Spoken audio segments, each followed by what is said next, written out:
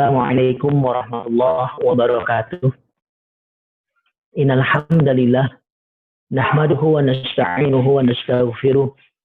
A'udzu billahi min shururi anfusina wa min sayyiati a'malina. May yahdihillahu fala mudilla lahu wa may yudlilhu fala hadiyalah. Asyhadu an la ilaha illallah wahdahu la syarikalah wa asyhadu anna Muhammadan 'abduhu wa rasuluh. Allahumma ya Rabbana la tada' lana zamban illa ghafartah wa la hamman illa farajtah wa la daynan illa qadaitah wa la hajatan min hawaijid dunya wal akhirah illa qadaitaha ya arhamar rahimin.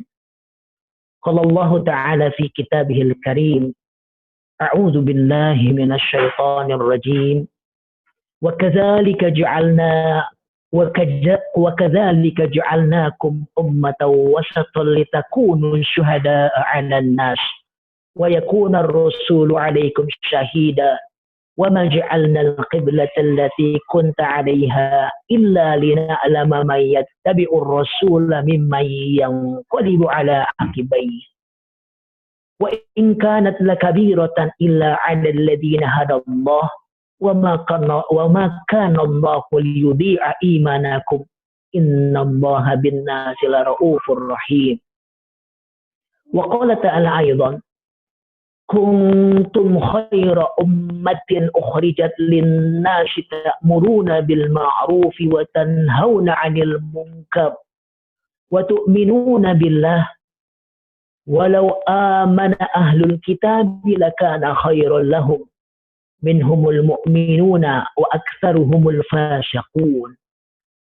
وقال تعالى أيضا يا أيها الذين آمنوا من يرتد منكم عن دينه فسوف يأتي الله بقوم يحبهم ويحبونه أذلة على المؤمنين أعزة على الكافرين يجاهدون في سبيل الله ولا يخافون لومة لائم ذلك فضل الله يؤتيه من يشاء والله عليم. Sadaqallahul azim. Akhwatul ahbab rahimakumullah, usikum wa nafsi bitaqwallah faqad fazal muttaqun. Akhwani fillah rahimakumullah.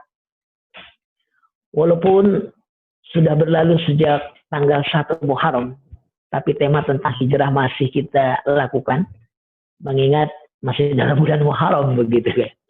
Alhamdulillah, ala kulli hal kita mencoba untuk membahas kajian ini dengan sebaik mungkin. Ikhwani fillah rahimakumullah, tema yang diberikan pada kesempatan kali ini adalah sebuah tema yang luar biasa. Bagaimana kita meneladani hijrah, kita kaitkan ia dengan kebangkitan umat. Sekali lagi, kita berusaha untuk mendapatkan menarik pembelajaran dari apa yang diambil dari peristiwa hijrah baginda Rasulullah SAW, kemudian kita kaitkan dengan kebangkitan umat. Atas tema inilah maka Ketua DPR PSJ Setia memberikan PR pada saya untuk membuka kurang lebih hampir 5 kitab. Luar biasa. Karena apa? Karena saya harus menarik bukti yang paling kuat, otentik, bagaimana sebuah peristiwa hijrah itu terkait hubungannya dengan kebangkitan umat itu sendiri. Ada beberapa buku yang Anda baca dan yang paling menarik, dan ini yang sangat saya sarankan buat antum semuanya, buat kita semuanya peserta kajian ini, yaitu sebuah buku yang cukup lama.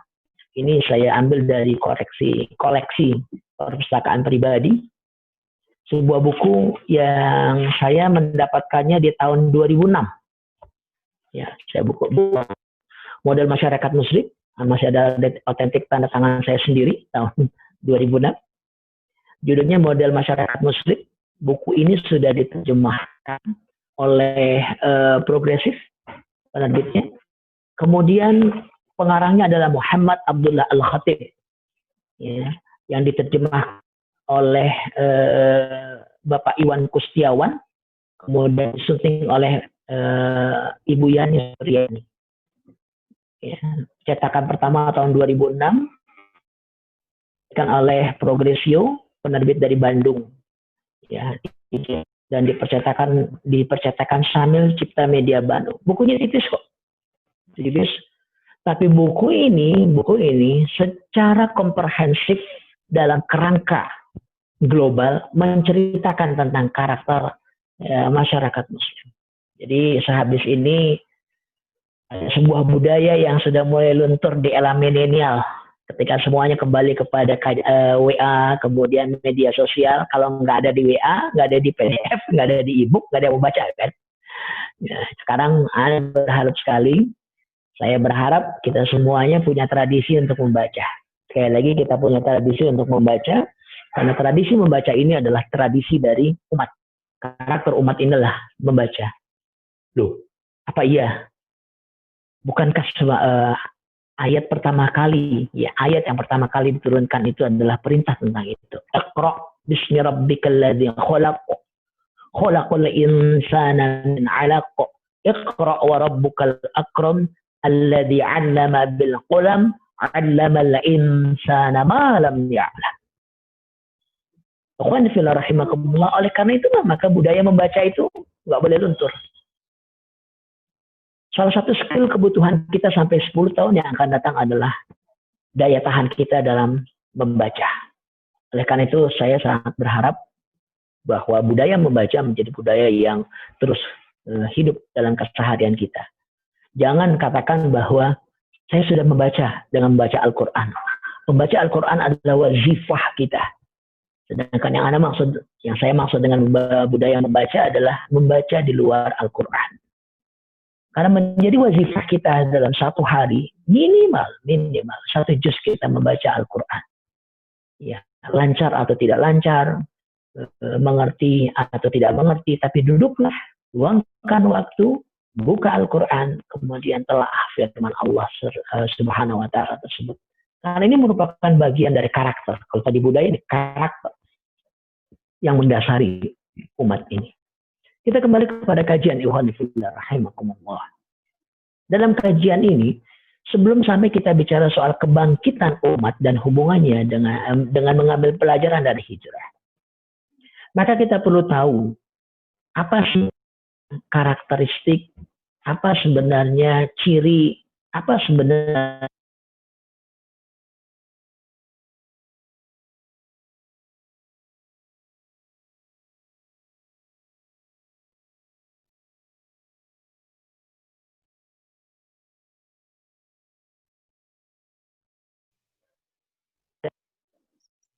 Sinyal terputus, Ustaz. Nggak kedengeran suaranya. Sekarang ini sedang mengalami sebuah masa. Halo? Suara saya masih terdengar? Sudah, Ustaz. Sudah terasa. Saya lanjut kembali. Saya kembali lanjutkan. Apakah memang umat ini sedang mengalami suatu masa di mana umat ini sedang tertidur atau terpuruk sehingga harus dibangkitkan? Kalau mau dibangkitkan dalam performa seperti apa sebenarnya ingin kita bangkitkan atau kita tuju? Kebanyakan dari kita kemudian mengatakan kita harus bangkit, kita harus kokoh, kita harus bangun. Dan performa seperti apa sebenarnya yang diinginkan? Dalam performa seperti apa sebenarnya yang kemudian muncul yang harus disajikan di dalam perjalanan umat ini? Maka ikhwan fillah rahimakumullah, sebagai sebuah pengantar agar kita tahu ke arah mana kita harus membangkitkan diri kita dan umat ini, ke arah mana sebenarnya perjuangan umat ini berjalan kemudian menegakkan dirinya, maka kita perlu kembali menyimak karakteristik dari umat ini. Di awal surah, ya, di awal pembukaan, saya coba memberikan sebuah gambaran kepada kita seluruhnya, ikhwan fillah rahimakumullah. Beberapa firman Allah Subhanahu wa Ta'ala yang mencerminkan siapa umat Islam itu, menjadi sebuah cerminan buat kita. Firman yang pertama dan yang sangat populer. Kenapa populer? Karena ini kemudian dipopulerkan oleh Menteri Agama sendiri. Mohon maaf, bukan bicara soal menyindir performa orang per orang atau institusi tertentu, tapi memang sedang viral. Mungkin Pak Menteri lupa dengan firman Allah Subhanahu wa taala di dalam surah Al-Baqarah ayat 143. Di mana Allah Subhanahu wa taala mengingatkan kita semua umatnya. Wa kadzalika ja'alnakum ummatan wasata. Kalau mau kita langsungkan ummatan wasatan litakunu syuhada'a 'alan nas wa yakuna ar-rasulu 'alaikum syahida. Wa kadzalika ja'alnakum ummatan wasata. Dan kalian ini umat Islam telah Allah jadikan sebagai ummatan wasaton. Kalau dalam bahasa Indonesia umatan wasatan katanya. Kalau dalam bahasa Arabnya dalam kajian tarbiyah ummatan wasaton. Pakai po di situ. Ya. Ada di antara antum tahu wasit gitu ya. Wasit itu wasit dalam bahasa Indonesia. Kenapa kita perlu menelaah lebih jauh? Ini serapan dari bahasa Arab wasit po. Artinya pertengahan, di tengah-tengah gitu. Yang mendamaikan atau menjalan agar kiri dan kanan itu berjalan dengan sebagaimana mestinya. Umat yang berada pada dua titik ekstrim. Kalau antum tahu sifat dermawan, ya, antum tahu dermawan kan? Tadi diungkap oleh Ketua DPR. Terima kasih jazakumullah khairan atas santunan yang diberikan. Ya, dalam bahasa Indonesia disebut sebagai dermawan. Kedermawanan itu ikhwafillah adalah pertengahan antara dua titik ekstrim. Pertama kikir, bakhil, pelit. Yang kedua boros.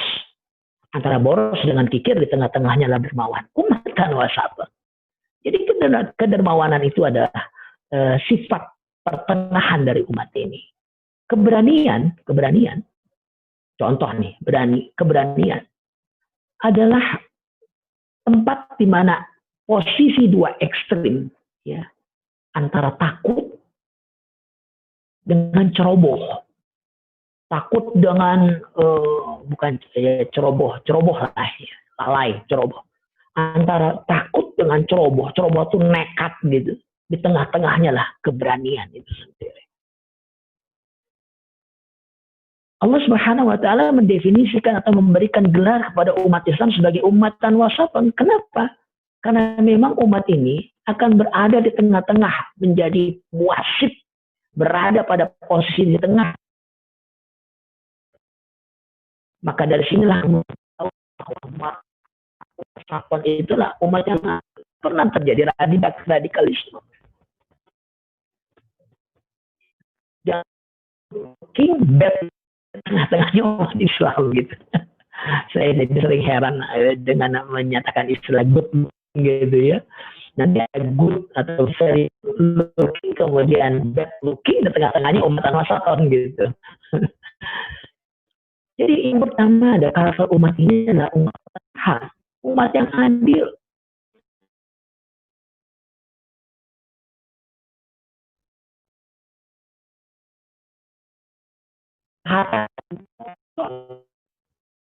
Umat ini